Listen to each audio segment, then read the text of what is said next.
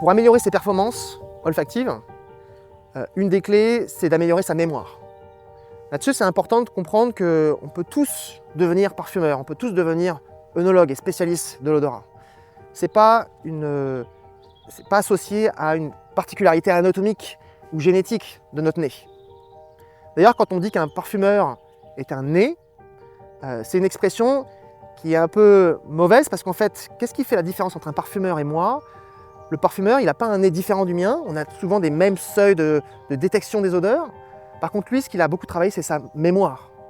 Il a travaillé pendant des années, des dizaines d'années, à reconnaître et à stocker dans sa mémoire l'identité des odeurs pour permettre de mieux les différencier, de mieux les nommer. Et c'est ça la clé. La clé, c'est d'accéder à optimiser sa mémoire. Aujourd'hui, on a tout un nouveau champ de recherche qui étudie la communication entre le cerveau et le corps, le cerveau et l'intestin, le cerveau et le microbiote intestinal. C'est tout un champ de recherche nouveau qui nous a ouvert les yeux sur des voies de communication qu'on ne connaissait pas avant, qui sont importantes pour comprendre comment on vit avec notre corps, mais aussi pour comprendre pourquoi certains chemins de communication dysfonctionnent dans certaines maladies. Ce qui est intéressant dans cette recherche, c'est qu'elle a une application importante dans la dégustation. Elle nous montre qu'une fois qu'on a dégusté avec le nez, avec la bouche, avec les yeux, le vin, la nourriture continue son chemin et continue à être dégusté par le corps. Dans l'intestin, dans l'estomac, on a découvert qu'il y a beaucoup de capteurs, des capteurs pour l'amertume, des capteurs pour l'umami, des capteurs olfactifs. Il y a plein de récepteurs olfactifs dans la paroi intestinale qui analysent la nourriture. Et cette information-là, elle est transmise localement, mais elle est retransmise ensuite au cerveau par des voies hormonales, par un nerf spécifique qui s'appelle le nerf vague, qui permet de remonter cette information jusqu'au cerveau. Et cette information, elle n'est pas consciente, elle est retranscrite sous forme d'état émotionnel, d'état interne, mais elle participe à l'appréciation que je vais avoir d'un vin, ou d'une boisson, ou d'un plat. Dit autrement, aujourd'hui on a cette observation, c'est qu'on peut avoir un vin qui est peut-être très harmonieux, sensoriellement parfait au niveau de la bouche, 99 sur 100, magnifique. Mais ce vin qui est très bon au niveau de la bouche, j'ai pas envie de le boire. Pourquoi j'ai pas envie de le boire? C'est parce qu'il y a un autre message qui vient du corps qui me dit que malgré son harmonie esthétique, son harmonie sensorielle, il y a des informations lues par le corps qui me proposent de ne pas boire ce vin. Et cette notion-là, elle est assez nouvelle parce qu'elle nous montre que le vin, il n'est pas seulement fait pour être senti, pour être dégusté, mais il est aussi fait pour être bu. Et cette nouvelle notion-là, elle challenge un peu la manière aujourd'hui dont on a noté les vins, dont on a hiérarchisé les vins. Le vin, il doit être aussi fait pour être bu, pour être dégusté, il doit être bon pour la bouche, mais il doit être bon aussi pour mon corps. Et peut-être que le vin, il doit aussi être aussi bon aujourd'hui pour l'environnement dans lequel il pousse. Et ça, les consommateurs sont maintenant de plus en plus attentifs à ça.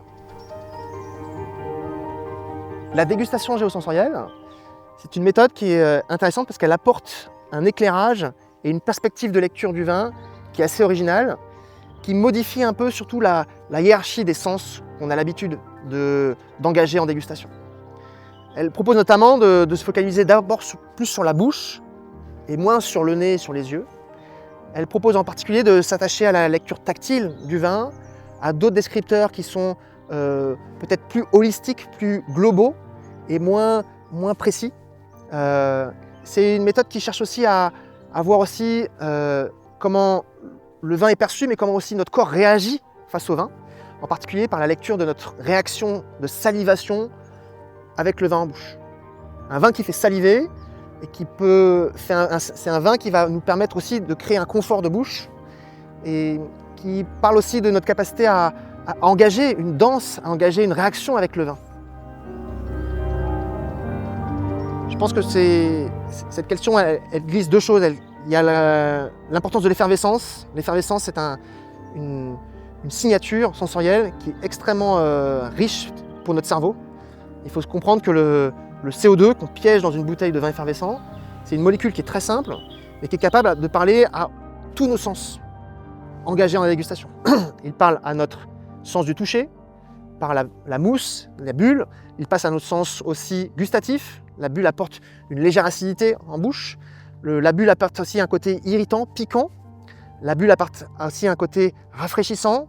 La bulle aussi apporte un côté visuel. Un verre de cava s'anime avec les bulles qui bougent. Le vin devient vivant quand on observe un vin effervescent. Et puis il faut se rendre compte aussi que la bulle, chaque fois qu'une bulle de CO2 explose à la surface du verre, elle projette en l'air plein de micro-aérosols qui décuplent l'aromatique du vin en permettant ici d'avoir un effet brumisateur qui envoie des molécules aromatiques dans l'air. Donc l'effervescence, elle est unique. Pour moi, c'est quelque chose qui va démultiplier la sensorialité du vin qui est servi à faire ce vin effervescent. Derrière ça se cache un deuxième travail, c'est le travail du vieillissement. Le travail du vieillissement, pour moi, il est presque nécessaire dans l'accompagnement et l'enrobage de ces bulles. Ces bulles, il faut les habiller, il faut les dompter un petit peu.